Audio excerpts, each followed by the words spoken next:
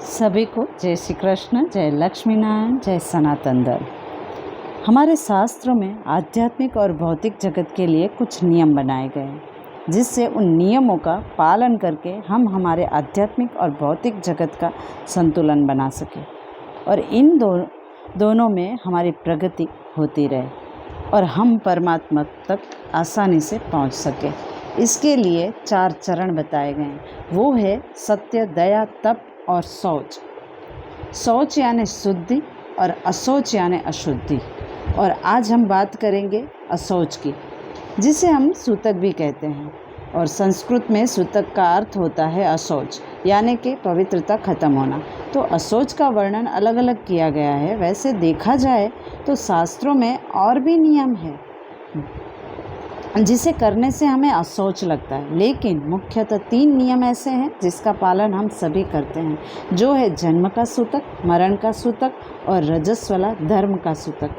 अब इन तीनों को लेकर हमारे मन में बहुत सारे प्रश्न भी उठते हैं और इन प्रश्नों के उत्तर कभी कभी हमें मिल तो जाते हैं, लेकिन वो संतोष हमें नहीं मिलता।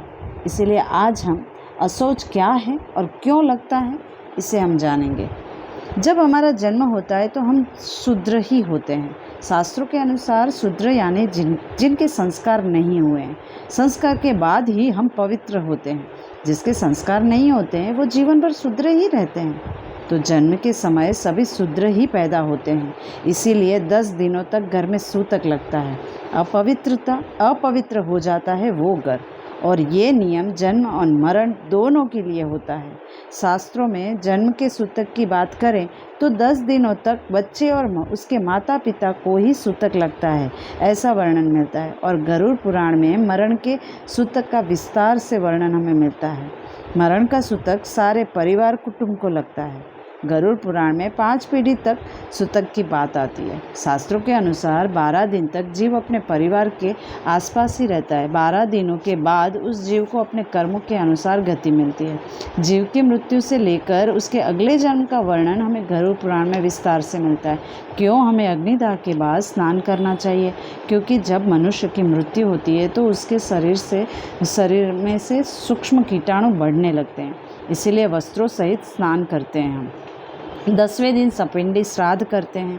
12वें दिन हमें उस जीव के लिए 12वीं करते हैं, क्योंकि सपिंडी श्राद्ध करने के बाद ही उस जीव को एक आकार मिलता है और उसी आकार के कारण ही अपने मार्ग पर चलने के लिए वो सक्षम होता है। 12वें दिन वो आकार रूप में भोजन ग्रहण करता है और अपने कर्म पथ पर निकल पड़ता है। और यही नहीं, हम मृतक के जाने के बाद दिया भी रखते हैं ताकि उसके मार्ग पर प्रकाश रहे। और साथ ही उसके मृतक के परिवार वाले उसके लिए रोज़ खाना पानी रखते हैं, जिससे वह जीव को जब भूख प्यास लगती है तो उसे वह खाना पानी मिलता रहे। और ऐसा 1 साल करने का विधान है। पहले 12 दिन तक रोज़ करना होता है, फिर हर अमावस्या के दिन श्राद्ध करने का विधान शास्त्रों में दिया गया है। आशा है आप सभी को सूतक का अर्थ समझ आया होगा। धन्यवाद। अस्तु।